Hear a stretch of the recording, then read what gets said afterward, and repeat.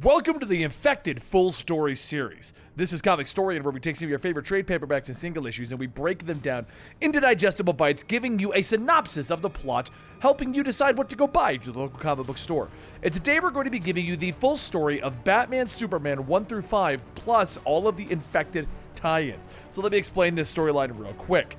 In this timeline, the Batman Who Laughs found a way to spread the Joker virus amongst all of the superheroes in the DC universe, and he began to create his own evil Justice League. This is Batman and Superman trying to deal with that in issues 1 through 5. Once we come to the conclusion of that storyline, we're then going to bring you all of the spin-off stories that tells you about all of these infected individuals. So we'll talk about Shazam, we'll see what Supergirl is doing, how Black Adam dealt with it, that kind of a thing. So it's kind of a mishmash of a bunch of things, but it's all along the same theme. I hope you guys enjoy, and I'll talk to you at the end of the video.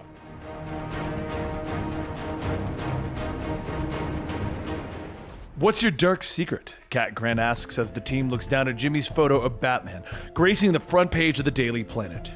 Perry just huffs, telling Grant to lay off, that Jimmy's blind luck had to pay off sometime. Got a tip from my buddy, Jimmy grins, bringing a smile to Clark's face as well. But suddenly a voice calls out that only Clark can hear.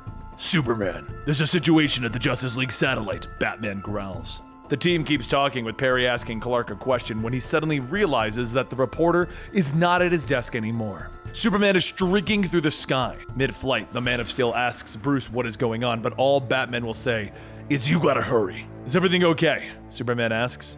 "You sound different." There's a pause, and Bruce finally tells him, "Really? I hadn't noticed." His voice is different, though, and Bruce begins to talk about how they shouldn't be allies. "The rich boy playing dress-up, with the alien acting as Earth's savior," he hisses over the radio. Clark can't figure out what he's talking about when he arrives at the satellite, but he gasps as he enters the room, seeing the carnage before him. Flash is hanging by the lifeless body of Plastic Man. Wonder Woman lays on the floor, strangled by the lasso of truth. Manhunter seems warped, his body contorted, while Red Tornado lays in a liquid pool of his own organs. With a deep breath, Clark suddenly gasps and coughs, greenish blood dripping out of his mouth. "The air is filled with kryptonite-infused gas," Batman tells him from the shadows. "You were dead the moment that you entered the satellite." Clark looks up, blood streaming out of his eyes. "Why?" He gasps, and Batman stares at him coldly. "Because I wanted to know what would happen if you were like me. What is the worst version of Superman?" Clark begins to crawl forward, trying to stop Bruce. But Batman knew how it would end. How it always ends. With the two of them fighting. So he did what he always does. "I planned ahead," he says with a smile as he steps out of the shadows, revealing his huge Joker grin. Meanwhile, in another time, another place, Gordon looks up into the night sky. Behind him, cloaked in shadows, the Batman ends his briefing on the history of the Batman Who Laughs, explaining his origins. Gordon finally turns, looking back at his ally. "I know all of this. I spent enough time with that freak," he explains. Batman nods. "I wasn't talking to you, Commissioner." "Don't worry," Superman tells him as he descends on the building, an unconscious Killer Croc in hand. "I can hear you all the way to Metropolis." He takes a second, disappearing in a blur, to drop Croc off at Arkham, and he's suddenly back. "I've seen everything on the streets of Gotham, but a man who can fly still is an uncomfortable sight," Gordon tells him. Quickly, the Commissioner fills Superman in on the situation. Danny Mills has been kidnapped from his bed a few hours ago. "And you think it was another dark Batman?" Superman asks. But Gordon tells him that there was only one witness, and he said that Superman kidnapped his brother, and that Superman was laughing. Batman steps forward. The only way to find the little boy is to find the Batman Who Laughs base of operations. Gordon tells the two heroes all that he can remember about when he was captured by the Batman Who Laughs, finally turning around to discover only Superman. "I'm usually alone by now." That's Batman's move, not mine. The Man of Steel takes flight, telling Gordon not to worry. They'll find the boy. Looking up into the night sky as he deactivates the bat signal, Gordon lets out a small giggle. The two heroes move through the city, with Superman flying slow to not outpace Batman. They talk, with Batman questioning what Superman would do if Batman ever became out of control. "I don't like to think like that." "You're saying you don't think like me." "No one thinks like you." They then arrive at the place that Gordon told them about, Park Row, Crime Alley. "This is where my parents died." Superman looks down, cutting through the concrete and steel with his X-ray vision, confirming that there is a passage beneath them. He turns to Bruce, telling him that they should turn around, but Bruce shakes his head. Just do it. Superman smashes through the spot where Bruce lost his parents, revealing the passage below. The two of them descend with Batman still asking Superman several questions. I know what you're doing. Interrogating me, testing me. I'm not infected, Batman. I'm not some Superman who laughs. The two land in the cavern below. Suddenly, a group of bat drones fly out of the shadows. Superman launches into them easily with Batman cleaning up the rest, lumping them together. Clark then hits them with a blast of heat vision, turning the drones into scrap. The two finally step into the main chamber, revealing the Batman who laughs Bat Cave. Batman shines his light on a chair tucked within a large cage. There's no sign of the boy. No signs of Danny, but this is where Gordon was held. Superman stops staring at an arsenal of knives on the wall. He turns, seeing the statues of crows standing still on the shadows. The crows are the Batman who laughs perverse version of the Robins. Finally, Batman pulls off a cloth, revealing a weapons chest beneath. Batarang molds? Superman questions, looking at the empty slots in the chest. Batman scans the mold, seeing trace elements of the Batman who laughs toxin mixed in with nth metal. Superman looks around. He doesn't understand why he would bring Gordon here. Why kidnap a young boy? He had to know that you would find his Batcave. The two turn, seeing a chessboard sitting in the middle of the room. Batman knows that it's a message, that their game has come to a draw. Superman reaches down, putting down the king piece. What happens if we stop playing the Batman Who Laughs game? He asks. The piece falls, and the large bat computer comes to life. The two heroes gasp as they see the view of many heroes that have worked alongside them throughout the years. Heroes that are still on the Justice League and the Titans. All the heroes have had their eyes with X's put over them and smiles drawn over their faces. Any of them could be a potential target. This is bigger than Gotham, Batman. He notes, and in the darkness, one of the crow statues slowly begins to shift. Bruce leans into the image of the Green Lantern, a frown on his face. We have no idea who we can trust. And suddenly one of the crows slashes him across the back, cawing as the Dark Knight throws him across the room. The boy cowers as he begins to babble. He took it from me. He took my family. Hit me with a batarang. Superman tries to move in to calm the boy, but the tears become a smile, and the boy shows a row of sharpened teeth. Don't you recognize me? The boy asks. And the heroes step back, realizing that this isn't Danny. My name is Billy Batson. The crow grins. Suddenly, you hear the name everyone is waiting for. Shazam! And the cave is suddenly filled with the echoing boom of lightning and thunder. Batman pulls himself free of the rubble, readying a batarang, but another blast of lightning throws him across the room. I've always wondered if I could kick your ass, Superman. Shazam cackles, his mouth pulled up into a Joker's grin as he raises one of the nth metal batarangs.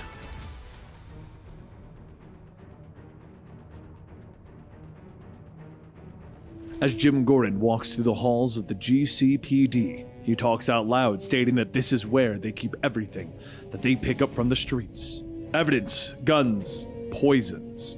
Every single lunatic in Arkham's toys are kept safe. Everything is cataloged and secured by the state-of-the-art Wayne Tech security. Not even he would have access to it. It's impossible to get past, except with your help. As the shadowy figure behind him waits, the doors to the vault begin to open.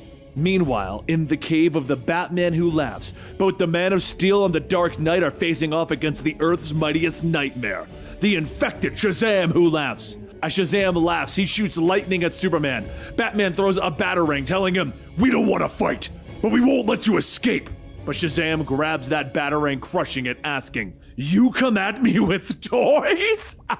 You are nothing more than some dude in a Halloween costume." He rockets into the sky, shouting, "And I've got freaking superpowers!" As Batman looks up at Shazam gathering his power, he sighs, "I hate magic." Shazam begins to destroy some of the nearby buildings, yelling, "Oops!" as the debris falls down. But while Superman makes sure that no one is getting harmed, Batman begins to look for something. Once the civilians are safe, Superman lunges at Shazam, telling him, "This is enough!" And his eyes begin to glow red, but Shazam cackles. "Wow! Heat vision! Shazam!"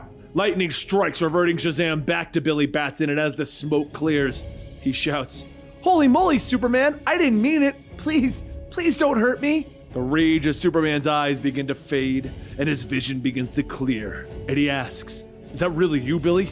We can fix this. Whatever the Batman from the Dark Multiverse did to you, we can cure." But Billy tells him, "No, you can't. You have to find my family. I'm sorry, Superman." And with that, Superman is struck with lightning as Billy laughs. You fool! Shazam! As Shazam's grip on Superman's throat tightens, he asks, "Did it hurt? Did that give you an owie? Well, once you get a taste of this batarang, the two of us are going to be the best of buds." Superman struggles to try and get free, and he pulls Shazam's arms off of him, stating, "You don't have to." But Shazam holds the batarang with the Superman symbol on it, telling him, "He has plans to save us all, Supes. Soon it will be clear. Your truth is." But before he could finish, there's the sound of a jet approaching, and Batman smiles as he flies in the Batman Who Laughs bat jet, stating, "This is a real fast ride. Shame about what's about to happen." Batman crashes the bat jet into Shazam, and he asks, "Was that supposed to stop me? There's no weapon on Earth that can." But Batman ejects from the windshield, telling him, "The jet was just a delivery method. I'm always the weapon." As Batman stabs the batarang marked for Shazam, he calls out his name, hitting Batman with lightning, and the two begin to fall to the ground below. Superman calls out to Batman, and as Billy is falling, he yells out, "Game time decision, Supes! Keep fighting or save Bat's life!" And then he yells, "Shazam!" Who am I kidding? We both already know the answer, don't we? Later, Batman wakes up in a stasis chamber, and the first thing that he does is punch his way out. As he pulls off all the tubes and the wires, Keelix tells him, "You're not ready to be freed yet. You must return in order to heal. Please return to..." But as Keelix reaches out, Batman grabs him, slamming him into the wall, shouting, "Where is he? Where's Shazam?" A battered Superman flies into the Fortress of Solitude, telling him he escaped. And Batman yells, "What the hell happened? You should have stopped Shazam." Superman looks away, telling him, "Shazam knew that I couldn't hurt Billy. Billy was just a kid." Batman starts to get into his costume, telling him, "Desperate times call for desperate measures. We need to get back out there. We don't have time to lick our wounds. Shazam was our only lead. Who knows what he could be doing now? He just got away because..." Superman stops him, shouting, "He beat us! Both of us! So save the lecture, Batman!" They stare each other down, and after some time, Superman tells him, "There's something that I discovered from our fight. The batarang that Shazam was trying to infect me with, it was..." And Batman stops him. "It was nth metal infused with the serum created by the Batman Who Laughs. Each one has been crafted to infect a specific person. The Batman Who Laughs made 6 more batarangs. Who else is he targeting, and why them?" Superman looks over the file, stating, "It might be possible that instead of trying to bring more Batman from the Dark Multiverse, the Batman Who Laughs is trying to create them here. Is that something that you planned for?" Batman puts on his mask, telling him, "I have contingencies for every scenario, tools to take down friends and family if they were to ever turn. However, I have not planned on myself becoming corrupt. If the Batman Who Laughs got to Billy without us knowing, he could get to anyone." Superman pauses and tells him, "We might not know the end game of this plan, but Shazam already showed us what the Batman Who Laughs wants. We should give it to him." Later, as Batman sits down at the computer at the Hall of Justice, he quietly asks, "How long?" Superman tells him that he's an investigative journalist. When he keeps secrets from them, he trusts us for good reasons. But there's only one location where you would keep the Batman Who Laughs under lock and key. You wouldn't have told anyone that there was a bat prison built underneath the Hall of Justice. Batman looks at the monitor for the Batman Who Laughs cell, and he asks, "Are you sure about this, Clark?" Superman tells him, "It's desperate times, right? Shazam's mission was to infect me. This is the only way we're going to find out why. You have to trust me." Seconds later, there's a loud thoom, and Superman starts to rip his way into the Batman Who Laughs cell. Batman from the control room watches and says, "And people think that I'm the crazy one." Superman uses his heat vision to destroy the device holding the Batman Who Laughs in place, and the Batman Who Laughs says, "It's so good to see you, old friend." And Batman sits down quietly, telling them, "Clock is ticking, Clark."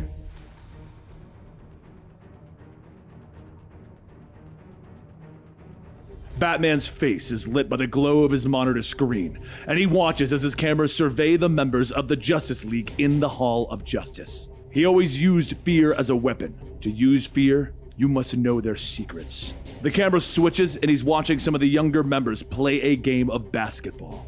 He's watched his friends and allies closely, looking for weaknesses that he would be able to exploit if he ever needed to save the world. Suddenly, one of the other screens flickers with an alarm, and the sound of laughter can be heard over the speakers. The screen displays the cell of the Batman Who Laughs, who escaped with the aid of Superman, and deep beneath the Hall of Justice, Superman lets out another blast of heat vision, tunneling away from the hidden cell, his face twisted and a horrible grin. I never should have killed you, Clark. The villain cackles. Not because of our friendship. No. Because you were the greatest tool in my utility belt. Batman leans forward, continuing to watch the laughing duo make their way underground. He doesn't like this plan. He doesn't think that Clark should be taking the risk. Superman knew that though, but he also knows that they are out of options. Slow down, Superman. I want to make a quick stop, the Batman who laughs tells his new friend. The pair pull themselves out of the hole, standing amongst a vast array of weapons. At the Hall of Justice, Armory! He laughs roarously at the racks of weapons that are lining the walls. Some high-tech, some low, all deadly. Everything your super friends have confiscated in heroic adventures. Can't hurt to pick up a few toys on the way out. Superman continues to laugh, his hand clenched in a tight fist. How about we go upstairs and kill everyone in the Hall of Justice? At his monitor, Batman stares at his friend. You're playing the part well, Clark. The Batman who laughs puts his hand on his chest, almost proud of what Superman has said, but he shakes his head. Oh no, too soon, Boy Scout. The heroes have a much larger role to play in my plans. Superman stares at him, his smile growing bigger. What are your plans? Shazam didn't say. The Batman who laughs turns to him. You know what?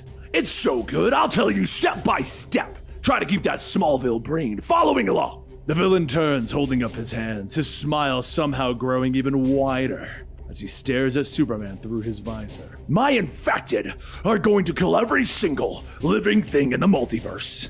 Just like your mother died when Krypton exploded. Do you ever wonder what she was thinking in those final moments? That she wished it were her in the rocket instead of you? This world will perish exactly like yours did, you know? Except Mommy and Daddy won't be able to save you, just like you won't be able to save John and Lois. Hilarious, right? The smile disappears from Superman's face as he stares at the ground, but it returns quickly, his fist snapping up, throwing the Batman who laughs through a wall. But Batman himself is already moving. Superman slams the one who laughs into another wall, his own laughter echoing in the chamber. That's it, Clark! Give in to your true self, the madman calls, still smiling. But Batman suddenly appears, swooping through the air, slamming a syringe laced with kryptonite into Clark's neck. That's enough, he snarls as Superman stumbles. Hall of Justice, activate restraints. He orders the computer. Restraining harnesses slither out of the wall and they take both men down. Superman, still laughing, howling that he will burn Batman alive. But Batman stares at his friends and one of his greatest enemies. He knows Superman. The Batman who laughs begins to cackle, leaning forward as much as he can in his restraints. Batman is right. I knew Shazam failed the moment you burst in. And I never really did leave my cell, did I? He begins to cackle louder as the hologram begins to dissipate, revealing his cell once more. He lets Batman know that he had the same problem on his world. Hard light holograms have a unique smell that you just can't shake. With a sharp flex, Superman bursts free of his restraints, demanding to know why Batman ended the plan, anger in his voice now. You didn't trust me, he growls, but Batman just stares down the most powerful man on the planet. I must admit, sending in Superman to do your dirty work was inspiring. The villain begins to laugh again. But it's going to take a lot more to find out who I've infected, brother. It's not like I'm going to shine their names in the sky, you know? But Batman already knows. As him and Superman are leaving, he tells him, your ruse worked. He told us exactly who he infected. Before they leave, though, Batman drops Superman to the floor. Hall of Justice, activate code Yellow Sun. He orders the computer. The cell bars drop in place behind him as Batman walks away. He explains that the lamps will aid Superman's body in purging the Joker toxins. But until it does, he's a liability. Superman calls out to Batman as the Dark Knight rounds a corner. Batman, stop! Who did he infect? Over at Gotham City, Jim Gordon drives along the Gotham Bridge in an armored vehicle when suddenly the vehicle shakes and twists sharply. He looks in the mirror to see the Batmobile trying to hit his heavy car. Well, was I speeding, officer? Gordon giggles. The roof of the Batmobile opens, launching Batman through the air. The Dark Knight lands on the hood of Gordon's vehicle, his cape flapping in the wind. Batman tries to reason with Gordon, explaining that he knows the commissioner sent him and Superman into a trap. There was no young boy. Gordon knew that Billy Batson was there. Whatever he's making you do, I can help you. Batman tries to tell his friend, but Gordon begins to yank the wheel, sideswiping several cars into the bridge, forcing Batman to try his hardest to hold on. Gordon removes his glasses, revealing a face that has been twisted by the Joker toxin, and the dark eyes stare at Batman while his mouth leers in a sinister smile. You have failed this city. Do you know how many people I've had to bury because of the hell that you created in Gotham, Batman? How many cops died because of you? How many more Robins must die before you give up? Batman slams through the glass, ripping Gordon free of the truck and jumping free. Both men tumble as the vehicle slams into the ground and it bursts into flames behind them. Batman pulls his friend up by the collar, his voice coming out in a snarl. The Batman who laughs wanted me to know that you were infected. Why? He demands to know, and Gordon laughs, holding up his hand and pressing a button on his watch. So I could show you the truth, what we really are, on the inside. Behind them, the armored truck explodes as Gordon's one-time bat armor bursts free. The robotic bat cop aims its arm cannon at the Dark Knight, launching a burst of batarangs. Batman dodges, trying to reason with his friend, but Gordon simply shakes his head. Life is so much easier now. The commissioner pulls free a mask, putting it on his face, ordering the bot to open fire again. Both arms launch a barrage of batarangs that even the Dark Knight can't avoid. Luckily, Superman appears in front of Batman in a blur, the batarangs breaking harmlessly against his chest. Batman demands to know why he left the Hall of Justice, but Superman figured that the Batman who laughs was talking about the infected Gordon. He is an investigative reporter after all. He wanted you to know that he infected one of your closest friends. The Man of Steel launches himself at the robot, stunning it. Meanwhile, Batman is dodging as Gordon opens fire with twin handguns, trying to drop the Dark Knight. Superman stumbles, the toxin still not fully worked out of his system, and behind him, the robot leaps, its arms crackling with electricity. Superman turns, freezing it with a blast of super breath. Batman ducks under Gordon's close-range shot, grabbing the cop's arm and twisting it hard to the ground. And then a final blow drops Gordon. Superman stands by, the robo-bat cop destroyed on the ground. Batman leans over his friend, pulling the mask free, sadness in his eyes. We'll beat this. We'll find a cure, Superman tells him. Batman nods, picking Gordon up. They know who 3 of the infected batarangs were for. The Batman who laughs wanted them to know this for a reason. If we want to help Gordon, we're gonna need to get him to a secure location, he tells the Man of Steel. Superman nods, offering to take the robo-bat armor to the Batcave so that they can study it, but Batman shakes his head. No, we tried your plan with the Joker toxin and it got us Gordon. Maybe this is how we finally beat him. We need to stop thinking like me, or even stop thinking like the Batman who laughs, and ask myself, what would Superman do? Later, the Batwing lands on a pad in the Fortress of Solitude, and as Superman comes to the ground, he orders one of his drones to take the armor to his lab. Yes, Kal-El, Kal-Ex tells him. Superman turns to Batman as the Dark Knight exits his plane. Gordon will be safe here, but it's time we call the rest of the League in. Superman explains that they should bring everyone into the fortress and explain the situation. Show them the batarangs in Gordon. For a moment, Batman begins to argue, but then remembers the new plan. Do what Superman would do. You're right, it's time, but not here. We don't want to give away the one location that the Batman who laughs doesn't know about. But Gordon, well, he quietly giggles at their side. Too late. Up ahead, Kelex begins to blare a warning as nanites explode from Gordon's bat armor. A cloud of nanites appear, infecting Kelex as they begin to take shape. You know, I never wanted to be a hero. The cloud suddenly begins to speak as it shapes and morphs. I said it over and over again, but no one would help me. The cloud shapes and Blue Beetle suddenly crouches before them, his lips peeled back in a hideous smile. The nanites begin to infect the fortress around them, tendrils snaking out and wrapping around both Superman and Batman. Beetle laughs, telling them, "You never saw me as the true Blue Beetle. I was always some kid, a lame sidekick in training." The tendrils pull the two heroes to the ground as the scarabs. Well now, the training wheels are off! Standing over them in victory, Blue Beetle laughs. Deep below the Hall of Justice, the Batman who laughs smiles in his cell. He knows his plan worked. Soon the heroes will know why he needed the infection. Outside, the skies darken and the civilians begin to run in fear, and the symbol of doom appears in the sky above them. The Batman who laughs smiles. Now, he's on a collision course with Lex Luthor, the apex predator. And you know, Batman always wins.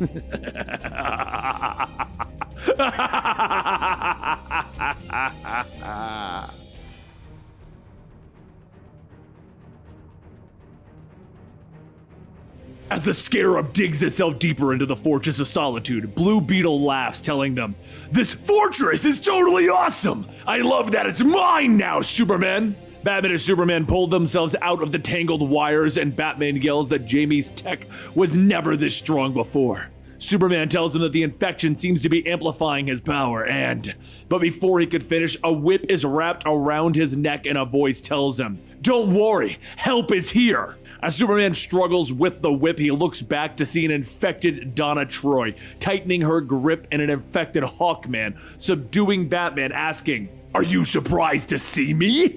Donna pulls Superman close, telling him that after everything the two of them have done, they deserve this. For Wally, for Dick, for Roy. She beats into Superman, knocking him into a wall, shattering it, screaming, "This is the revenge of the Titans!" Superman rockets back, blasting his heat vision into Donna, telling her not to listen to the Batman who laughs. But she blocks it, yelling, "He didn't tell me anything I didn't already know!" Superman is just a symbol to inspire children to wear capes and run headfirst into danger. Those children are either dead or dying because of you! Hawkman punches straight down into Batman, telling Donna that they refuse to see the truth. Superman's powers are vast, yet he holds back. They both do. Gordon straightens up his jacket, asking Batman, "What's the matter? Can't disappear in the middle of a conversation anymore? Making me look like a damn fool. Never again." The Batman who laughs has a plan for this world, and once his 6 chosen heroes are infected, the real fireworks can begin. Superman shouts, "He will destroy the world just like he did his." And Gordon tells him, "It's called a purge, Blue Boy." The problem is he needs something for the Dark Multiverse to do it. And that something is a satellite. It was once the home of the Justice League in his world, and with a little remodeling and bloody sacrifices, he was able to treat it with dark metal to turn it into a cosmic bat signal. One that, if shined on the world, would infect everyone. But bringing something over of that size takes a little effort. To get the exact frequency to do so, we needed 6 heroes that represented different energies to open up the portal. You used the Kryptonian's Phantom Zone projector and one of the Anti-Monitor's multiversal towers to send Superman into the Dark Multiverse to save Batman, right? Well, the Scarab will use his technology to build a new one, powered by the Dark Multiverse. And Superman is the last piece that we needed. Once infected, the whole world will finally be able to understand what it means to know the truth. Scarab, activate the fortress's security alarms. Superman calls out for Gordon to stop, but Donna lashes out at Superman with her lasso, asking, "It's a frequency that only Kryptonians can hear, right? Who's coming to your rescue? Supergirl? Superboy? The damned dog?" Gordon holds the infected batarang meant for Superman, asking, "Are you ready to join the winning side? Or do we have to kill whoever shows up? Are you willing to take that risk?" As Hawkman swings his mace, Batman leaps over it, telling him, "I have just the thing for this." And he pushes a button. A beeping can be heard coming from Gordon's old bat suit, and before anyone has a chance to react, it sets off a massive explosion, knocking everyone away. The infected start to cough as they back up, and Hawkman says, "It's just a smokescreen, non-lethal. If we keep going easy on them." But Gordon shouts, "Just shut up!" Batman pulled his disappearing act on me again. Find him! Down below in the animal pen, Batman tries to reach out, but says that the Blue Beetle has control of the fortress and he isn't getting a signal in or out. Once Blue Beetle has complete control, it's over. And if that happens, they need to get Superman away from here as far as possible. Superman calms the animal, stating the words that Donna and Carter spoke. It's closer to a reflection of the thing that they really felt deep down. Superman then leads Batman into another room and says that Blue Beetle may have infected the mind of the fortress. But this is its heart. The fortress's reactor is a volatile, so an emergency system was put into place that if that reactor was ever in danger of detonating, everything would be locked and the fortress would sink to the bottom of the ocean. Nothing can go in or out. Batman then looks at the shining reactor, telling him we'd be trapped inside, and if it quarantines us and the infected, it'll be worth it. Superman then says that if they can get past Blue Beetle and regain control of the fortress, they can activate it. However, they need to do it without Blue Beetle or Gordon knowing what they're up to. As Superman flies up, Batman tells him, I'll keep Troy and Hawkman busy and away from the reactor until the failsafe is activated. Before leaving, Superman says that Donna's power could rival even Diana's. Has he ever sparred with Wonder Woman? Batman smirks, telling him, I did a few times. Had bruises for months, and she was holding back. Back up on level 1, Donna and Hawkman search for Batman and Superman, but while arguing about who is the better hunter, Batman rides a serpent into the mix, asking, Do you mind if I join? The serpent whips its tail, smacking Donna away, and then Hawkman flies up swinging his mace, shouting, Batman! Batman quickly deflects the attack, and Hawkman says that ever since the Batman Who Laughs showed him the truth of their lives, the memories that he has on Earth 3, he was dead. There was only Owlman. Batman jumps up and grabs Hawkman's mace and pulls it back on his neck, telling him, I met Owlman. Kicked his. Anyway, it's gonna take all your lives to stop me now. Hawkman reaches back, throwing Batman off, yelling, The Batman Who Laughs is the only Batman any world needs. Just as Hawkman goes to land the finishing blow, there's a loud thoom as Supergirl punches Hawkman. She grabs Batman before he can fall, telling him, I really hate to see my friends fight. Any reason that Hawkman is trying to kill you? Batman yells, We have to hurry and get Superman out of here before it's too late. Meanwhile, up at the top floor, Blue Beetle continues constructing the device to bring the Batman Who Laughs signal to their world when something in his head screams. He hunches over, yelling that the armor is fighting the infection of the Joker toxin. No, please, I don't want this. I just want to go home. And Gordon asks him, Why would you want to go back to your family? Or the Justice League? None of them wanted to help you. They only saw you as a weapon. Just then, a blast of heat vision knocks Gordon away, and Superman says, Don't listen to him. You are not a weapon. It is so tempting to turn your anger and use those powers. But the two of us, we're better than that. Let me help. I can see you're fighting the infection. Together, we can find a cure. But we're going to need access to... But before Superman could finish, Donna swings in, kicking Superman in the head, telling Blue Beetle, Superman is lying! Donna then wraps the lasso around Superman's neck to hold him in place, and Gordon hands Blue Beetle the infected Batarang, telling him, You can make Superman see the truth. So Blue Beetle takes it, throwing it as hard as he can, shouting, This is for trying to trick me, Superman! The Batarang flies through the air, and just before it's about to hit, Supergirl catches it, telling him, Yeah, no. She flings her arm back, punching Donna away, and then asks, Is anyone going to explain to me why our friends are now suddenly having a metal fetish? The three get ready to strike, but then Supergirl hesitates, telling them, Something's wrong. What is... She begins to cough up blood, and Superman runs over, calling out to her. Batman stops him, telling him, The Batarang. We need to get her away before. But that's when there's a loud thundering explosion as the word Shazam can be heard. The smoke clears and Superman gets up, calling out to Superman. But Superman simply asks, Where's Kara? The two stop in their tracks as a twisted voice says, Right here, cuz. I know my new look isn't exactly the most Smallville style, but you know what they say. If you don't love me at your worst, then you don't love me at my best. The infected Supergirl floats down as Shazam asks, Are you two homies ready for round 2 yet? Gordon puts back on his mask, telling them all, Not exactly what the Batman Who Laughs planned. More rumbling can be heard as the portals of the Dark Multiverse opens up, and Blue Beetle yells that they are done for now. The Secret Six is assembled, and they are bringing the whole damn Dark Multiverse with them. The Batman Who Laughs smiles in his cell, telling Superman that he knows that he can hear him. And it works both ways, you know. Are you finally ready to admit that you've lost? That my way is better? The truth is, you're all twisted on the inside and you need to just let go. These 6 are merely just the start of the infection. Now we show the truth to everyone.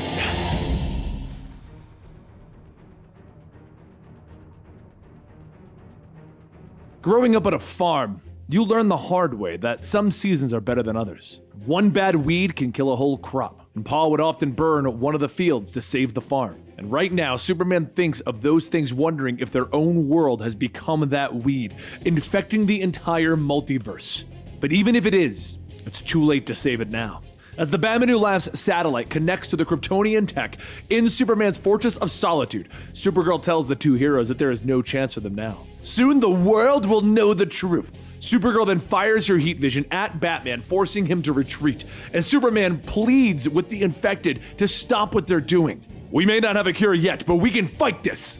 Shazam asks, why would we want to fight it when fighting you is so much more fun? Hawkman slams his mace down into the ground, knocking Batman off balance, telling him, you're out of moves. And Batman asks him, are you sure about that? And then he yells something in Kryptonian. At that moment, a horde of Kryptonian beasts break through the crystal walls and they begin to charge in. As the infected are fighting against Superman's zoo of animals, Batman calls out to Superman, telling him that they need to take down both the tower and the satellite. Gordon then shouts, you'll have to get there first! Supergirl, Shazam, get to the satellite and activate the infection. Infect the entire planet with the Joker toxin. As the two fly up, Superman races behind them, telling Batman that Supergirl and Shazam are his. Hawkman then kills another creature, asking Donna, see how the Kryptonian leaves behind his pets to get slaughtered? As Donna goes to respond, the Batman Who Laughs communicates to them that before they can continue, he has a special assignment. Listen closely so that his whisper may guide them to him. Hawkman and Donna then take off, leaving Gordon and Blue Beetle to handle Batman. Gordon takes out his gun, telling him, this is it, old friend. Do or die time. We both already know what must be done.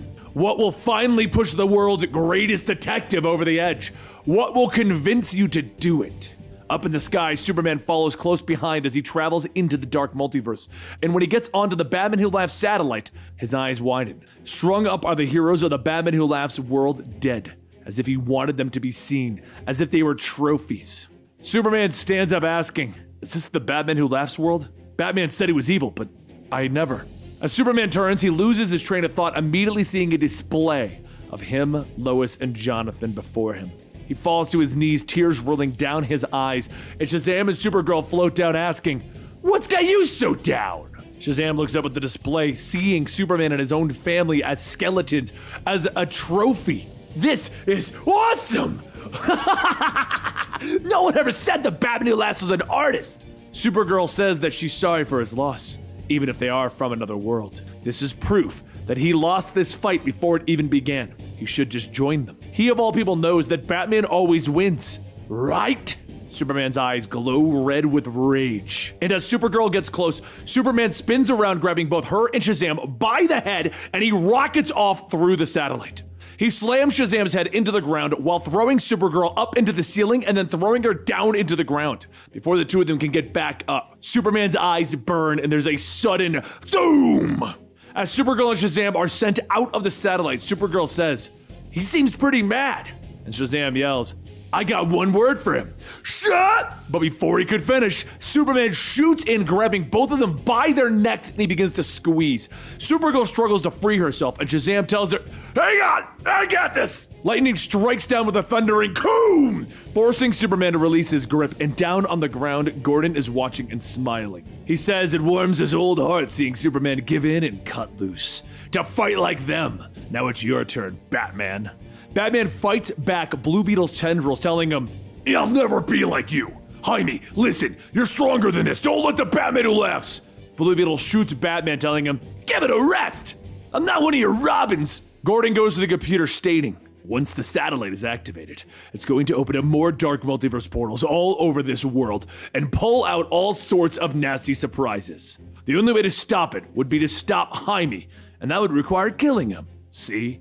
You have no choice here. The tendrils lift Batman up, and Blue Beetle yells that he is so tired of Batman and Superman stealing the show. It's my time now! Batman struggles, telling him, you've always been a hero. But the Scarab itself is a threat combined with technology and magic that I needed a plan for. Now, I might hate magic, but I know technology. Batman's Blue Beetle contingency activates, and he thrusts his arm, grabbing Blue Beetle's chest, telling him, and while Jaime is infected, the Scarab within him is not. Batman pulls his arm back, pulling a piece of the Scarab off, allowing it to bond with him. Blue Beetle falls back, asking, what did you do? And Batman tells him, I borrowed control of your scarab. Now the tower is connected to me instead. He hears the sounds of Gordon's gun clicking as it's pointed to the back of his head, and Gordon tells him, "Would you look at that? Hurting children to save the day again. You never needed the infection, did you, Batman? Using people to win, just like the Batman who laughs." Before Gordon can finish his sentence, Batman kicks Gordon in the stomach with such force that it launches him across the fortress. Meanwhile, up in the sky, Batman tells Superman that they're both angry and they both want to burn everything down, but Supergirl and Shazam are a distraction. "I need you to let go and focus on the satellite. Once we stop that, we can go to the ends of the earth to find them. Remember the conversation we used to have? That if we ever started to act like our enemies, we'd be better villains than they ever were. I was never worried about what would happen. That's because I trust in my friend." Superman finishes pulling the satellite out of the Dark Multiverse and hurls it into the sun at the same time that Batman overloads the fortress's computers and destroys everything. Gordon screams, "No!" And Superman floats down, telling him, "It's over. Supergirl and your friends may still be out there, but we're gonna find them and we're going to cure them." Batman goes on telling him, "I'm sorry for what happened to you, Jim, but we will make the Batman who laughs cure." Gordon stops asking him, "And how exactly are you going to do that? Oh, right. Where do you think my friends took off to?" It's right at that moment that the two heroes realize that they are too late. Hawkman and Donna have freed Batman who laughs. They stopped the satellite and the portal to the Dark Multiverse, but they've lost their allies, their friends, and their family. They can't come back from that. They must accept that keeping the infection a secret was their mistake, and that their world is not the weed that hurts the multiverse, but their lies were. Batman and Superman lied. Batman tells Superman that this will be challenging, telling all of their friends. Superman says they have no choice. Their friends need to know the truth of what happened, and he fully expects Wonder Woman to be furious.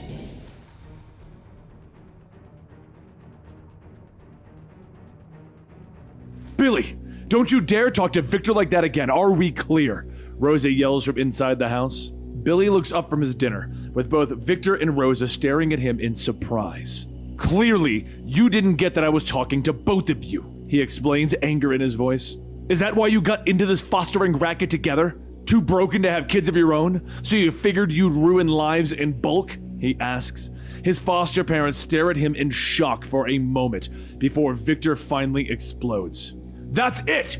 Clear your dishes and go to your room this instant," he yells. So Billy stands up, glaring at them both. "All I'm saying is that maybe you should get your house together before stepping up to me. I'd rather do my homework than stare at that wimpy soul patch anyway." He snaps back at them. He scrubs the dishes, anger in his voice as he hears Victor and Rosa talking about him and the challenges that come from fostering teenagers. He looks at the picture of himself and his brothers and sisters, and he finally throws it to the ground, smashing the frame.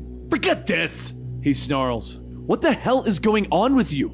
Mary asks, coming into the kitchen to find what the noise was. "None of your business, Mary," Billy tells her. Mary tries to help her brother, telling him that he can talk to her, that there's no reason to let his anger out on Victor and Rosa. "Open your eyes, Mary. This whole family thing, it's a trap, a lie," Billy tells her. "One big scheme to try and control me." He pushes past her, storming out of the back of the house. "All of you decided that if I belong with you, then none of you are worthy to be related to." He stares up in the sky, and he speaks the magic word. Shazam! The thunder booms, the lightning cracks, and it transforms Billy into the mighty Shazam. Yet this is not your normal Shazam. His costume is darker. Spikes are jutting out of his knuckles. His skin is pale and his mouth is twisted into a hideous smile, as he has been infected by the Joker virus. "Time to find a fam I can really hang with," he grins. Elsewhere in the world, the mighty Atlas awakens from his sleep. "Atlas!" A giggling whisper calls out to him. "Who dares call me at this hour?" he asks, getting up, moving through his hut. He rounds the corner, discovering Shazam sitting upon the globe of the worlds. "Oh, I've been thinking about how you're kinda like family to me." "Family? My torches have gone out. I require light." Atlas begins, but Billy smiles, offering to help him. Lightning cracks against Atlas, throwing him away, and Billy flies towards him, more lightning leaping off of him, striking the god. "My stamina's supposed to come from you, right?" he asks, picking the being up. "If that's really the case, you'll be able to survive such a roughhousing sesh with me, right?" Atlas lashes out, knocking Billy away. Our paths have not crossed before this moment, boy, but I knew the wizard Shazam for a time, so I know the power that you wield should speak to the strength of your virtue, he says, punching Billy again. He leaps up to strike, but is knocked away by another lightning bolt. This me? The real me? Doesn't follow chumps anymore, Billy tells him, and Atlas swings a column, but the wood shatters against Shazam's strength. You really let me down, Atlas. I'm disappointed, he tells the god, reaching out and grabbing his leg. I think it's about time for your punishment. I'll make sure it's something special.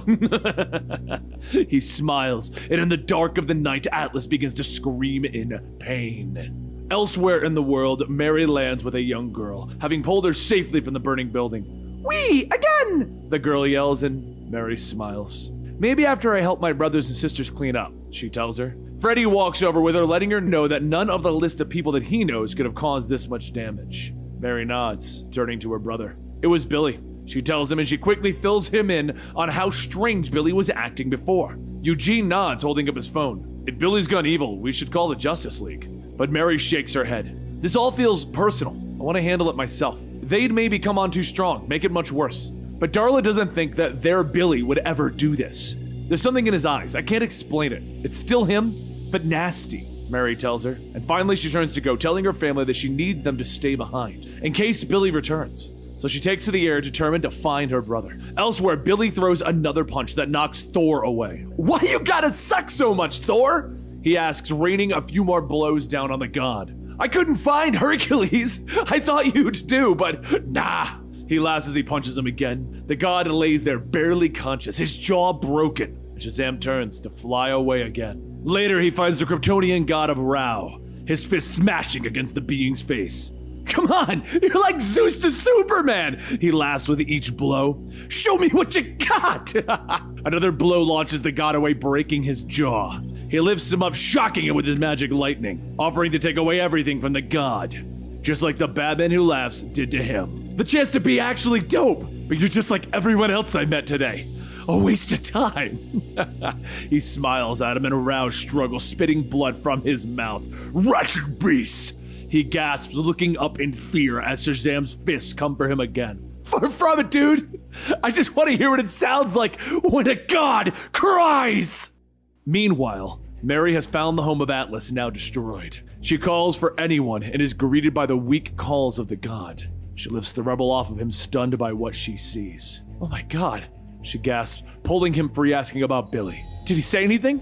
Did he give you a reason why he'd do this? The boy's been corrupted by insatiable rage, one that seems to be directed at the authorities above him, Atlas tells her. There's no telling what destruction he'll wreak in his pursuit of a family that he deems worthy of his illness. Shazam's blows fall again and again on the face of Ares as he gleefully counts with each hit. Yeesh, Ares!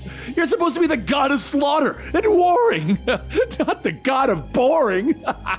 He smiles, but Ares coughs, blood spilling from his mouth as he tells the boy, You've changed. Fine! Billy laughs at him. I'll only tear your arms off.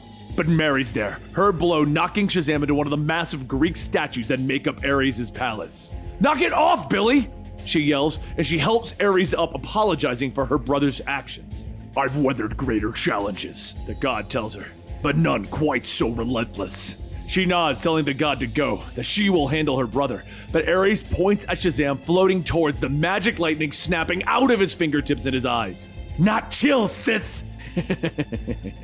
He smiles hideously at them. Okay, I might need your help, she tells Ares, and the two leap at Billy, but the hero slips to the side, letting Mary fly past him as he grips Ares by the arm. I'll pull these off later! He laughs, twisting the god's arm, snapping all of the bones. He turns, letting Ares fall away from him. And I'll probably yank your legs off for being such a wuss! He calls out, seeing Mary returning. He launches himself at him. Hey sis, guess it's time for a little one-on-one bonding. I agree. Mary snarls as she lashes out, her blow knocking Billy away. She rips free a statue, readying to smash it into her brother. I don't know why you've turned into such a monster, but whatever crazed mission you're on ends now, she tells him, and she brings the statue down, smashing it to rubble over the mighty Shazam. I know my brother is hiding in there. I could see it in your eyes earlier. I love you and I won't let you ruin your life, she tells him, and Billy throws the rocks off of him with Mary staring down at her brother. Something has affected you, but I know it's not too late. You can try and push me away all you want, but I refuse to give up on you. Because that's what family does, she tells him. There's a pause and Shazam looks up, confusion and fear in his twisted eyes. Mary? He weakly asks. Mary, you're still here? These thoughts in my head, they're so bad, I can't get them out. He gasps and Mary flies down to her brother. She kneels with him, telling him that it's going to be okay. They'll go to the Justice League. Before we go, there's just one thing.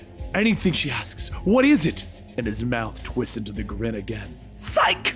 He lifts her up, driving the spikes on his fist into her stomach. Family indeed! You're the only one who's kept up with me so far! He smiles at her. He pulls free the photo, showing her. Pretty soon, you'll be just like me. Family!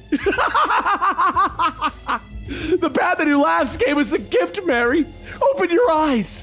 And now we can spread that gift to whoever we think deserves it. He tells her as she tries to crawl away, blood dripping from her stomach. Welcome to the fold, sis.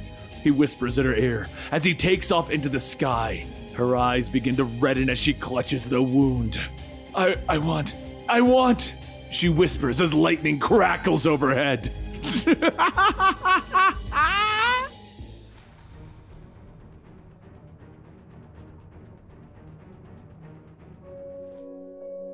The sun slowly rises over Kondok as its people pray. Its people pray as their protector, Black Adam, lays beaten and broken in the golden sands. And the one responsible for this is the infected Shazam. But just one day ago there was peace, or at least the city still stood. Just outside of the temple, the military officials, Zafis and Wheel, talk of the current situation in Sharuda as the people speak of freedom. The citizens talk of freedom, one where they can use their land's natural resources and become more. Wheel says that perhaps they should first report their findings before rallying people for freedom. But as the doors to the temple open, Black Adam sits in meditation, telling the men to approach. Zafis reports that their intelligence confirms that the American Lex Luthor lives. He has liquidated his assets and he uses the strength of the criminals across the globe to achieve his goals. But there's also been additional issues. The Leviathan organization is under new leadership. Talia al Ghul has been replaced by a new group most likely unrelated to her or her father. As for the information on Shazam, it seems that he's been acting erratically and had a public altercation with both Superman and Batman. Intelligence now believes that this interesting Shazam is on his way here. Black Adam opens his eyes. I know. I have good hearing. Just then, Black Adam leaps back over Zafis and Wheel, asking, where does power come from? Is it from me? Perhaps the soil of Kondok? Or from the gods? Or is the power delivered as a mandate from the masses? I freed Kondok from a tyrant. Do I become the next tyrant in the eyes of my people because they are getting restless and wanting freedoms? Zafis tells them that they mean no offense, but Black Adam stops him. None taken. You are both free to go. Perhaps Lex Luthor is right. Something has to change. This is the way the world is going. People want a coffee house on every corner, American jeans, and open internet. The illusion of freedom, well, what price is this illusion? Freedom, as the saying goes, is anything but free. So go. Assemble Kondok's armies and explain these quaint desires of theirs to the petulant 15-year-old boy heading their way in the form of a weapon of mass destruction. As Zafis leaves, he tells Black Adam that Sharuda has been evacuated of its civilians. And Black Adam tells him, good. Today the armies of Kondok must fight to protect the ultimate freedom of their people, life itself, and I in turn will do my utmost to protect them. Outside at the market, a group of people gather asking what is going on, and one man says that he's not sure. A man appeared and started yelling at everyone. Above those people, the infected Shazam floats and tells them, look, all I'm saying is you have oil, right? That stuff is cash money. Where does all that cash go? Because one thing's for certain, it sure as hell doesn't go back into the neighborhoods. Have you seen this place? It's a trash heap. Look, All I want to do is tell you that your leader's been lying to you. That's why I'm here. To set you free. Build up new roads and stuff. Get rid of those filthy old buildings. Throw up a few high-rises. Get this place going. Hands up for anyone wanting a new hospital. The people stare in silence as Shazam tells them. Okay, it's called voting. You'll get used to it. Just then there's an explosion and Zaphi's leaders his army to confront Shazam. But as minutes pass, all that can be heard are the shells of rifles hitting the ground, and Shazam laughing. He stands next to a building full of bullet holes asking, "Is this all I'm getting? Where's Black Adam? Also, you do realize you're just blowing up your own city, right? Should probably stop wasting your bullets." Zaphi's tells the soldiers to concentrate their fire, bring in the armored units, and Shazam sighs. "I was gonna give you chuckleheads a chance. Too bad. Guess I'll have to." But that's when there's a loud wham as Black Adam rockets into Shazam, punching him through a building. Shazam begins to laugh. There you are! I was wondering. But before he could finish, Black Adam throws him out of the city. The soldiers ask what should they do, and Black Adam tells them, fall back and fire upon the American at every opportunity. Distract and contain. One of the soldiers asks what are they supposed to do against Shazam. Their commander is down and their weapons do nothing.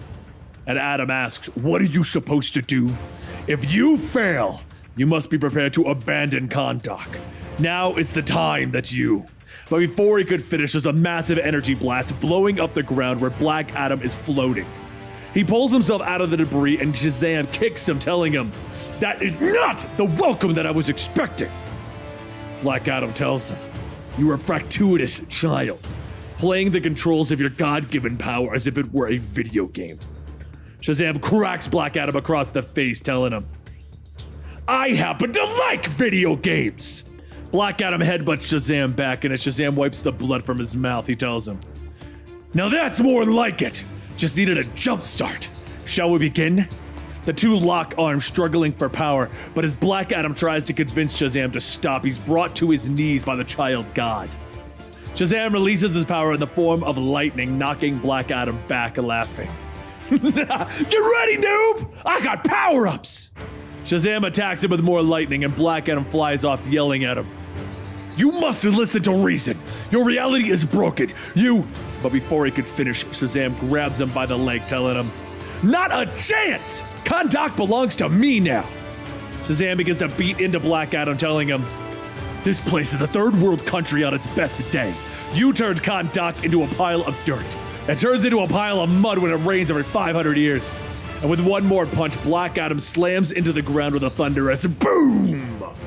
The sun begins to rise in the distance, and Black Adam looks over to see a city in flames. Shazam lands next to him, telling him, see? Lying here in a pile of dirt. Now that you're looking at it, maybe you should hire some architects or something. Maybe put an aquatic center in the town square. The Olympic Committee will love that. Shazam then kneels down, asking Black Adam, do you want to see something cool? Watch this. Shazam! Shazam reverts back into a twisted Billy Bats and he laughs, telling him, see? I said it. Shazam! Wait, one for the satellite cameras. Shazam! Shazam! Shazam! Shazam! Pardon me, sir, but did I say Shazam?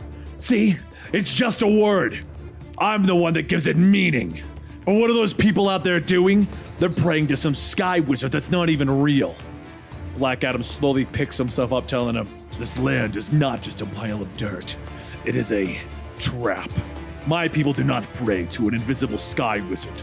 They fight with their hearts and souls. We waited long enough for morning so that their prayers may draw power from the center of the sun. And that's when Shazam is struck by lightning and he screams out in pain. He falls to his knees coughing as he slowly reverts back into Billy. And Black Adam tells him, you are just a child. You believe in nothing but yourself, yet you are trapped by the power of prayer. A leader who will not learn is no leader at all, and today you have learned a great lesson about my people. I see the power that they give this land. Without them, I am a leader of nothing. Black Adam walks over to Billy and whispers in his ear, and if you ever return here again, you will leave in a body bag. Billy says the magic word, but before he can finish, Black Adam covers his mouth, telling him, "Not yet." He looks at his people and tells them to release him. The power binding Billy fades, and Black Adam tells him, "Now you can say it. Say the word and fly back to your friends less than triumphant. That return will be all the message they need." Billy looks down and says, "Shazam!" and he flies off into the sky. The next day at Sharuta's hospital, Wheel leans up from his bed asking, "Why did this happen? Why did you allow this to happen?" And Black Adam says, "Because I was wrong. If I were infallible, I would be a god, but I am not a god, just a leader of men. Sometimes a leader must see the power of his people. The truth is, I overestimated my power and underestimated yours. True power comes from the masses, from the heart of the land itself. This is what gives life to our gods, and I am merely its steward. This is my privilege, not divine right. Rest well. There will be other days, and when they come, more intruders will come to Kondok. But next time, they will also have to reckon with its people."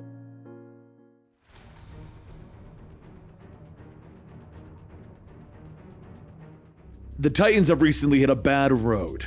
Dick Grayson was shot in the head and left the team, and now they're going from bad to worse as the team finds themselves in the town of Serenity Point, Alaska, in the middle of an all-out brawl. Not only are two communities fighting each other, but the Titans are now only down to 4 members because Donna Troy left the week prior. And while everyone tries to figure out what to do next, Raven begins to feel something pulling her away from the fight. It felt like Donna, but was it really? Raven flies into the abandoned house as she calls out for Donna Troy, but something attacks her from behind.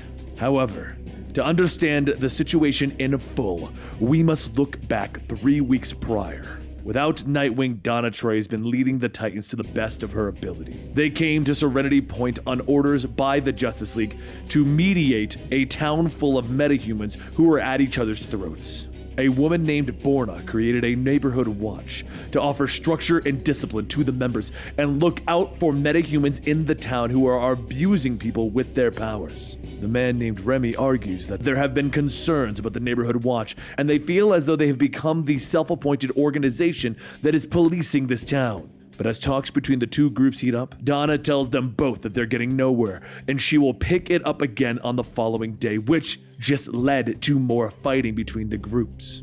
Now in our current time, Miss Martian senses that something is wrong as she tries to reach out to Raven but gets nothing back. Her investigation brings her to a room where she sees Raven tied up, telling the rest of the team to be on their guard. Steel says that she's on her way to the hospital. Should she reroute instead? But Miss Martian tells her no. They're already stretched thin. Just stick to the current objectives. Miss Martian begins to get closer to Raven, but as she does, someone in the shadows flicks on a lighter and ignites the cloth to a Molotov bomb. Moments later, as the fire rages through the room, the shadowy figure tells herself, 2 down, 2 to go.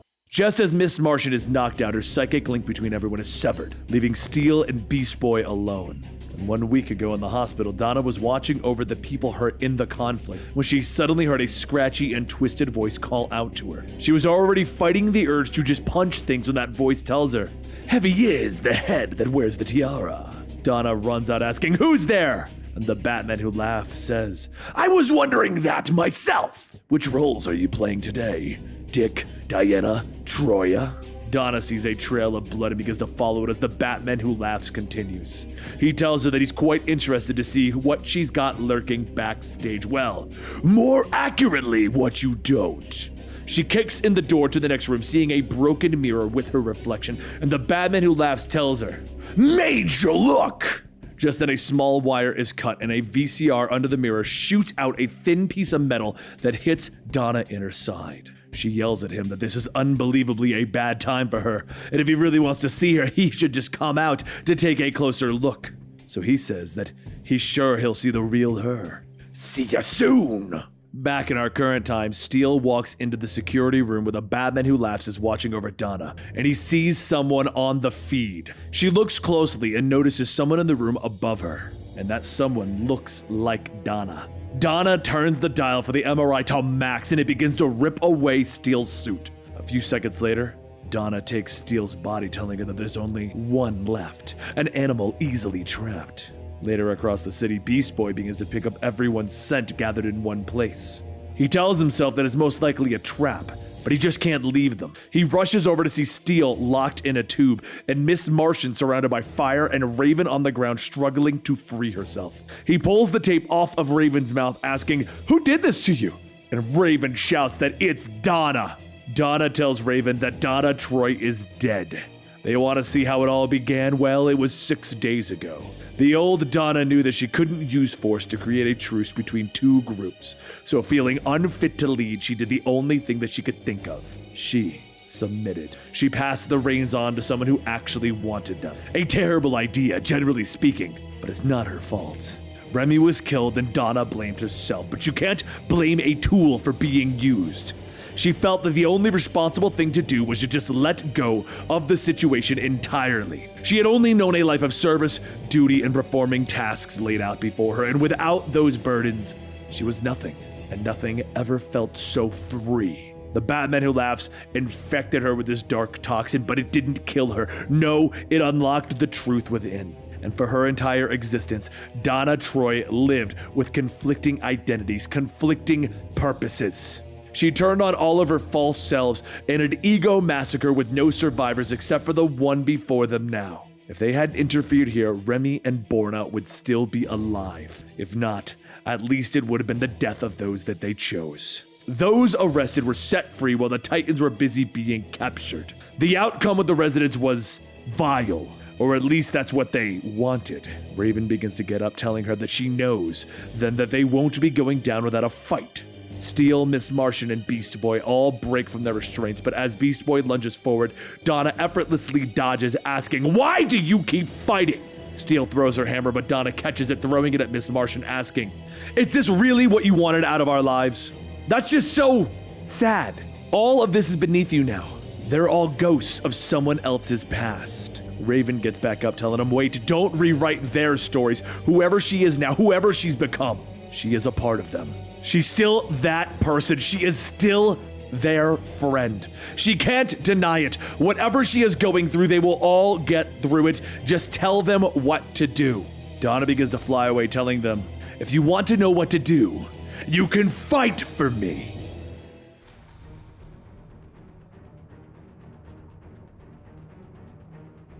As Jaime Reyes runs through a dark and twisted alleyway, he tells himself that he was supposed to be the horror.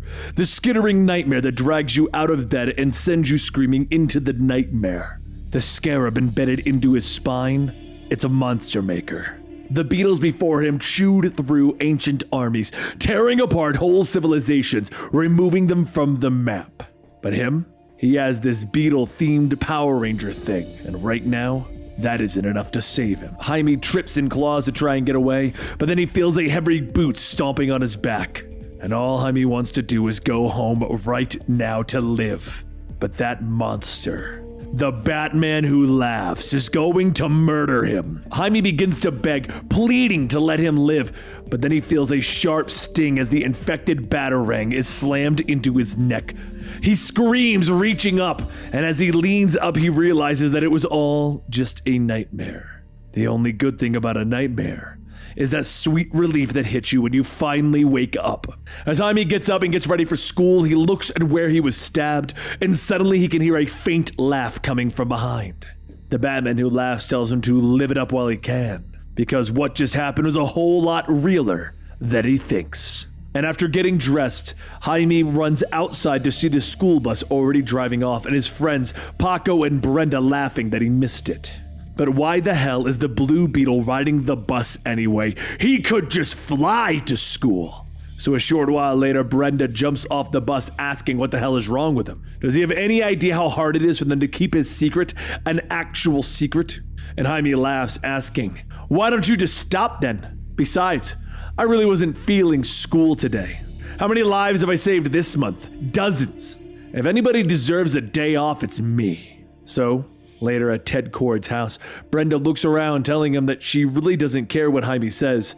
This is totally breaking and entering into Ted Kord's house. As Paco pulls food out of the fridge, he tells Brenda that Ted loves Jaime, and when a rich guy tells you to help yourself, But just then the floor to the kitchen splits open and Paco yells, "I wasn't thieving! Except maybe a sandwich, but you said I could make a sandwich!" The two see some stairs and they begin to climb down into the underground hangar, where Jaime fires up the Beetle jet, telling Brenda to move it or lose it. Brenda shouts asking, "What the hell? You almost killed Paco!"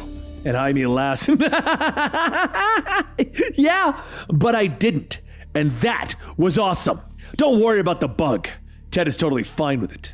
But meanwhile, downtown, Ghostfire flies through the Lux dealership, burning down the building, asking if they really thought that they could take his ride in the middle of the night. The salesman yells that the dealership doesn't repossess cars. That's the bank. And Ghostfire gets ready to hit them with some more fire when he's suddenly sprayed in the back with water. Jaime flies by asking, "Why do you even need a car when you could just fly?" And Ghostfire coughs, shouting, "It's electric! Not that it's any of your business, but now that you're here, we could really use some fun." Jaime jumps up punching Ghostfire, telling him, "Cool, nothing like beating the flame off an idiotic thieving fireman." He begins to punch him over and over as the Batman Who Laughs yells, "Yes, yes, make him pay! Why hold back? You're a hero! Don't let up!" Jaime punches him one last time with Ghostfire shouting, "All right, Uncle, man, Uncle, I give!" And Jaime knocks Ghostfire back, asking, Do you give up again? How many times are we supposed to do this? What if this time I just put you out?" Ghostfire focuses his blast, telling him, "You can sure as hell try, but if we're going hard, then let's go hard." Jaime tries to protect himself, but the Batman Who Laughs tells him, "I know it hurts, but lean into it. Let the flames wash over you. Fire can't kill the Beetle. Nothing can." As Jaime pushes through the fire, Ghostfire asks, "What the hell are you made of?" And Jaime lunges forward shouting, "I'm the plague that blackens the skies, drowns out the wind, and devours the earth." The Batman Who Laughs tells him, "Yes, you are. Now snuff out the flame for good." Jaime roars as his jaw unhinges, and the Batman Who Laughs tells him, "This is it, full bug, just like you always wanted." But Jaime yells, "No, I didn't want this." And the Batman Who Laughs tells him that this is the gift that was given to him. This infection. Don't wrest control away. It unshackles you, frees you to be your true self. This is who you are. Lean into it. Jaime grabs Ghostfire, beginning to bite down on his head, and Brenda screams for him to stop. Jaime looks back and spits Ghostfire up at the jet, splattering him across the windshield like a black goo. He then turns and runs down the alleyway, stating that this isn't fine. None of this. I'm a bug! And the Batman Who Laughs tells him, "That's it. Now you're getting it." Jaime jumps through a window, shouting to the voice to shut up. And as he lands, he rips a part of the suit off, yelling, "It itches!" The Batman Who Laughs tells him, "Metamorphosis is never comfortable. Look how pretty you are in your new skin." Moments later, Paco and Brenda run to the corner, calling out for Jaime, and he yells for them to stay away. Brenda tells him that they aren't going anywhere without him. Let them get help. And he begins to vomit up more black sludge, and Paco says, "Right, are you supposed to be puking up rivers of horror goo at us?" Jaime slowly reaches out, and he gets around to the corner with Ghostfire telling them, "Nah, let him!" And as Ghostfire throws another fireball, the explosion goes off, knocking Paco and Brenda away. Jaime steps back out of the fire, holding Ghostfire by the neck, and he tosses him aside. And Paco and Brenda begin to run away, with Jaime telling them, this isn't him. But whatever the Batman at last did to him, taking out his inhibitions, his moral compass, all of his goodness, the stuff left behind is still him. It's his rage feeding the scarab, his fear and embarrassment. He's still inside of the monster that he's become, feeling it, tasting it. The only thing he can't do is stop it.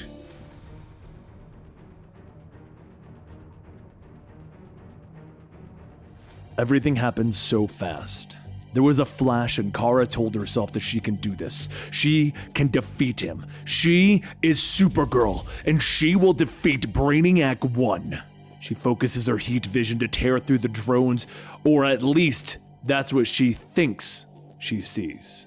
The truth is, Brainiac 1 did win. He's downloading all of Kara's knowledge about the Kryptonian archive. Brainiac 1 taps away at the computer, telling her that his progenitor, the fake Brainiac, is a fool, always fighting external battles, fisticuffs with these metas, always a failure, always a waste. That's when there's an explosion on the outside, and as Brainiac 1 slinks away, he releases his hold on Kara's mind, telling her to go. Get out there so that they have time to complete the metamorphosis. She blankly stares into nothing, snapping back to reality, asking why is she in Cal's fortress? But before she can even guess what is happening, another explosion goes off and Krypto begins to bark. Kara tells Krypto to stay put and guard the archive. She's going to find out what's going on. The explosions that she heard came from the battle with Batman and Superman, and they're fighting against the Sky Tyrant, Hawkman, and Deathbringer Donna Troy, 2 other infected individuals. She arrives just in time to turn the battle, but when Blue Beetle threw the poisoned batarang that was meant for Superman, Kara grabbed it. She cut herself on the tainted batarang, allowing the Joker toxin to seep into her body. It spread so fast. The injection targeted her cells and even the nanobots that Brainiac 1 had put into her. When she woke up, all she could hear was the twisted voice of King Infected Shazam asking her, how is she now that her powers are fully realized? She stands up after her transformation asking, is it too on the nose to say, super? Our now Joker-infected Kara coughs, scanning her hand to see Brainiac 1's nanobots are still in her bloodstream. She thinks back to remembering when she arrived at the Fortress of Solitude and found Helix destroyed. That's when Brainiac 1 appeared and hurt her, and no one hurts Supergirl! She flies up stating that she needs a minute. There's an unresolved issue that she needs to take care of. Within seconds, she slams back down into the archive and Brainiac 1 tells her no. He commands her to stop. The nanobots surge, subduing Kara, and Brainiac 1 says that so long as she obeys, there will be no pain. She quietly laughs as she crushes Brainiac 1's neck, telling him that she cannot promise the same for him. She flies up into the sky using her heat vision to burn out the nanobots. Brainiac 1 yells for her to stop. He was so close. Please! As she finishes, she looks at Brainiac 1 and asks, what's the matter? Are you scared? After a brief pause, Brainiac 1 tells her, yes. She focuses her heat vision, blasting Brainiac 1's head, telling him, good. She lets go of the broken mechanical body, telling herself that felt, well, exquisite. The voices of dead Kryptonians, they're gone. She's free of doubt, free of weakness. She could go back to the others, but why? One as fabulous as her doesn't need anyone. This backward planet has no idea what's in store for it. And she is going to have so much fun! As the sun rises the next day, Kara feels the sunlight on her skin, telling herself that she does have the power to build a better future for this planet. She is, after all, a superhero, and that's what superheroes do. Just then, she hears the cries for help and she rushes over to see a bus dangling over the edge of the bridge.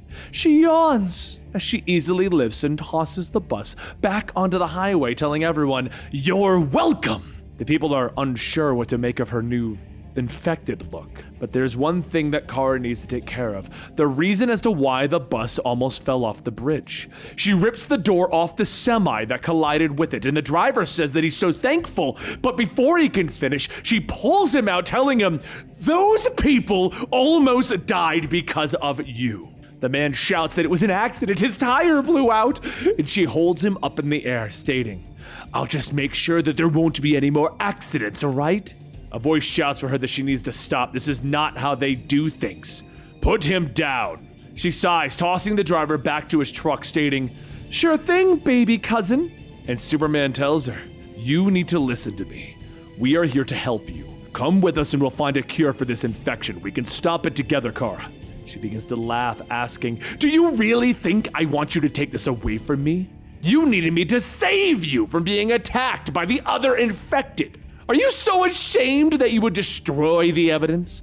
Keep the world knowing just how weak Superman is, what a failure you are, and what a hero Supergirl is." Superman tries to tell her that they are family, but Kara smacks him away. "We are done talking, Cal." She repeatedly punches into his chest, throwing him to the ground, telling him, "You can't even defend yourself." He races back, grabbing her, telling her, "I don't want to hurt you." And she laughs. "You've always wasted so much time holding back. This is why you lose."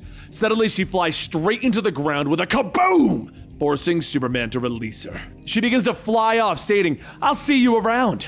But before she can leave, there's a small explosion going off around her. She turns around asking who would, and that's when she sees him. Of course, it's Batman. Batman tells her, "Stand down." And Kara charges at his attacks, telling him, "I'm so very sorry, but I'm not one of those teenagers who take orders from you. How many of you gotten killed at this point?" Batman fires a hook, telling her, "You're acting like a spoiled child. There are bigger things at play than your ego." As the hook wraps around her, Batman takes off, and Superman asks, "Are you gonna drag her back to the fortress? This isn't going to work unless she chooses to come with us. She isn't working with the other infected. She is still calling herself a hero, Bruce. We have to try and reason with her." Batman asks, "Do you really think you can talk her down?" As the hook is released, Superman flies over, telling her he has to try. Kara, as she gets free, she jets upwards, ripping one of Batman's thrusters out of the Batjet, asking, "Are you still hiding behind your toys?" She pulls him out, and Batman tells her, "You're proving that my concerns about you are right. Superman sees you as his cousin. I see you as a danger, a threat, a child that can't control herself, who is losing herself. Prove me wrong, Supergirl." She stares at him for a moment and says, "She isn't going to hurt him, even if she wanted to. He would never let her," which makes for a good distraction. Kara flings Batman over her shoulder, forcing Superman to give up his chase and rescue Batman. As Superman catches Batman, he says that she could have killed him. The fact that she didn't means that there is still hope for her. The infection might not be affecting her the same way as the others. Apart from her Kryptonian physiology, the battering that infected her was meant for you, not her. Meanwhile, elsewhere, she stops mid-flight, shouting in frustration, asking, "Why won't people listen to me? I will show them how wrong they are. They think that they can save this fragile little world, that it won't splinter in their grasp like Krypton did. They don't understand, but I do." However, as Kara tries to lay low and blend in, she hears a high-pitched "Gee!" She begins to run away from the sound, but it follows her everywhere that she goes. And as she tries to make sense of it, she stops and concentrates. And then she begins to make out the sounds. It sounds like a siren, but it's actually a he. It's laughter. Someone is laughing at her. A voice then asks, "You still don't get the joke, do you? But soon you will."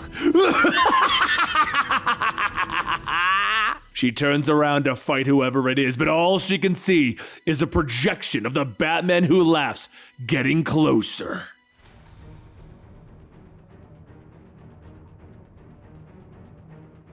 The day after seeing the Batman who laughs, Krypto sniffs around to find the scent of Kara, and when he does, it leads him to the small country town of Smallville. He flies through the sky when he finds a recently built tower, and Kara is inside taking apart Brainiac 1. She tells herself, no, that will only limit the density of the desperation. As Krypto begins to whine, Kara looks back asking if it's him. Krypto jumps up to her, licking her, and she tells him that she gets it. He's glad to see her. But now that he's here, she can show him what she's been working on, and everything is going to change. Back when Superman and Batman fought the others, they destroyed the satellite that was going to infect the entire planet. Now using Brainiac 1, she'll disperse the infection to the whole population at once. And who's more deserving than the people of Smallville? These humans who allowed Kal to grow into adulthood. Once the people embrace the enlightenment that she is offering, Kal will finally see this is the way to go. Embrace your dark side. Later at the nearby school, a teacher tells her students that she understands things have been hectic in the world lately, but should anything happen, there will be a safe place to. But at that moment, there's a crash on the roof, and Kara tears through, telling the teacher, "I wouldn't be telling them such lies. There's no place on this whole miserable world that's truly safe. But I'm going to change that. I'm going to save you all.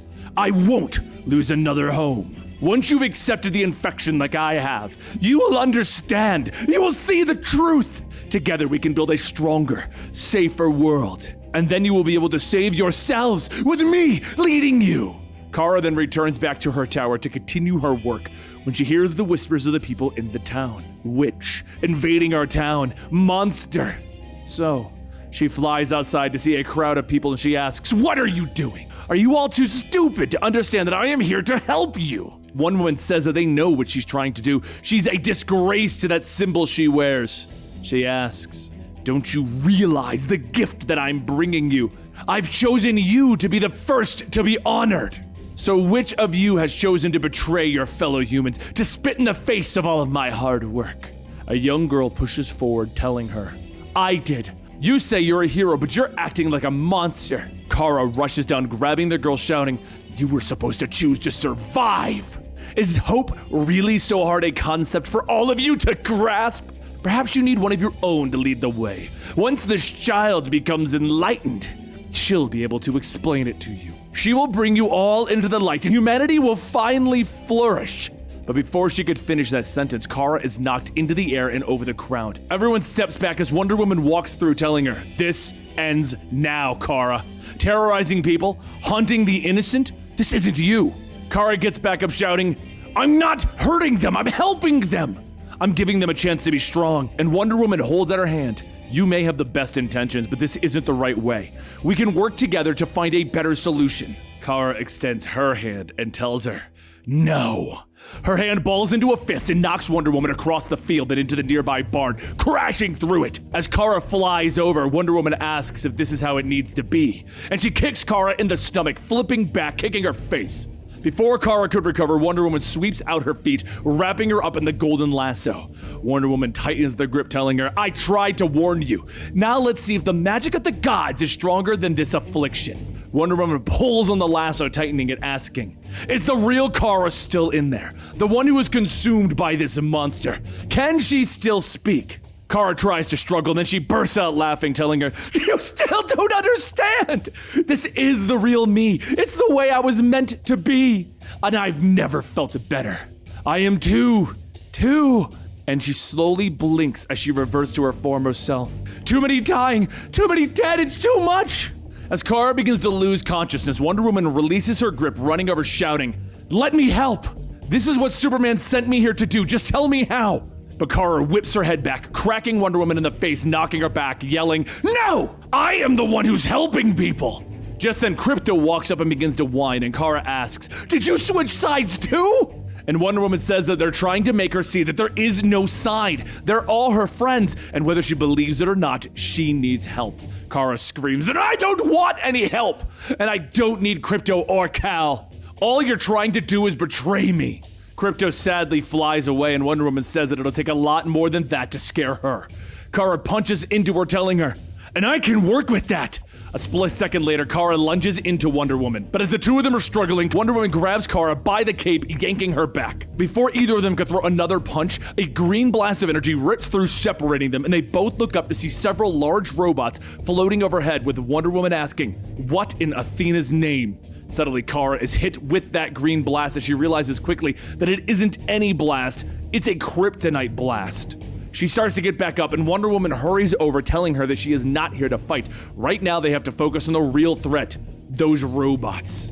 Another robot fires another Kryptonite blast, and Wonder Woman blocks it with her braces, shielding Kara. She then jumps up into the air to engage the new foe, stating that she will handle this. She watches as Wonder Woman works her way through the robots, yelling to herself that this is all wrong! I am the one who's supposed to be helping people, not be helped. What kind of pathetic hero needs saving? One of the robots breaks from Wonder Woman, aiming for Kara, but as it gets close, she asks, do you want to fight?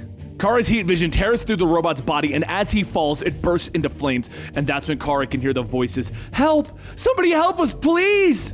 She sees the fire spreading to the nearby barn, and when she looks back at Wonder Woman, she scoffs, flying over to help the people she claims to be saving. She punches a hole for the people inside to escape, but everyone just, well, they stand there. She shouts, move or burn, it doesn't matter to me. And soon the people begin to make their way towards the opening, and one little girl stops to tell Kara, thank you. She gives the twisted smile back, telling her, you need to hurry and watch for the giant robots. And just then another voice shouts that she isn't going with that monster. Kara looks back at the rebellious teen, asking which is the more immediate danger here, the monster or the fire? The girl stumbles as she goes to speak, and Kara cuts her off, telling her, I give you a choice. Choose to live today for a better tomorrow. The teen takes her hand, but before they can get out, the support beams begin to give way, and Kara flies up, catching them, telling the teen, run! Once everyone is clear, Kara flies out of the building only to be hit directly with a kryptonite blast. Wonder Woman finishes destroying the remaining robot and runs over to Kara, praying that it's not too late, that the blast didn't kill her. And as she kneels down, Kara screams in pain as the spikes in her costume grow larger. Wonder Woman quietly says, "By the gods." And Kara stands up further infected and begins to laugh, stating, "It would be fun to kill a god! But unfortunately, I'm going to have to deal with the offspring instead."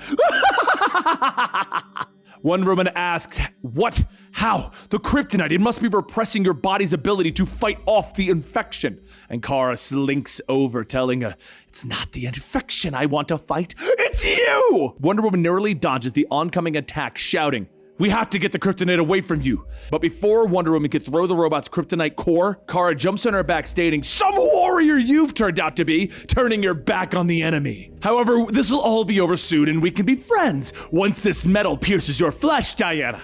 Kara goes to slam the infected metal spike down, but Wonder Woman swings back, telling her, "We must stop this." And Kara tells her that she can't. Spreading the infection is the only way that she can save them. Wonder Woman sees the incoming spike, knocking Kara back, asking, "Do you not understand? We should be talking." And Kara jumps to her feet, yelling that the greatest warrior on the planet wants to talk. Words will never be enough. Only this. Wonder Woman then asks if it's true. "Why are you alone? Where are the other infected?" Kara stops in her tracks and Wonder Woman goes on, stating, "You cannot save this world alone. That's what this is about, isn't it? You don't want to be alone. And you don't have to be. All you..." But Kara's eyes glow red with rage, shouting, "Shut up!" She knocks Wonder Woman back, and Wonder Woman tells her that she won't fight back. She can see that there's a lonely little girl in there trying to save the world. Kara yells that she doesn't have to fight back, and she begins her assault again. After pinning Wonder Woman down, Kara brings the spike back up, but before it can be slammed down, Kara feels a sharp pain in her wrist. As Krypto bites down, Kara swipes at him to get back and then stops. Wonder Woman says that it is proof that she isn't alone. Just take a moment to step back and see what is going on around you. So Kara stops and she listens, and all she hears is how everyone in the town is scared of her. Kara stumbles back, telling them, "No. I'm a hero. I don't need saving. This was the joke, wasn't it? You'll never see me as a hero." Wonder Woman reaches out, telling her that she can be that hero again. Just let them help. And she shrugs her off, telling her, "No, I don't need saving. I just need to do this myself." She rockets into the air, but before she can get into space, she hears barking. She tells Krypto to go back. This isn't something that he can help with. He whines as he licks her cheek and then stops following. She aims straight for the sun, asking herself, was Wonder Woman right? Were they all right? What if the infection isn't making me a better hero? What if I'm not a hero? Then what am I? I'm still Kryptonian. The sun will kill. And she bathes in the sun's energy, and then she comes crashing down to the earth, pushing part of the infection back. But that's when she hears something in her head. The Batman who laughs, bursting out laughing, stating, "Well, you can certainly try, but you belong to me, and we have some work to do." And there you have it. Our full story series is kind of back. This is a kind of a combination of two different concepts. We thought about making these into two separate videos, but it honestly just works as one full video. Hope you guys enjoyed, but which of these evil Jokerized versions did you like the most? Let me know in the comments down below. Don't forget to hit that subscribe button if you're so inclined, and hit that like button if you actually did enjoy it. And I'll see you next time right here.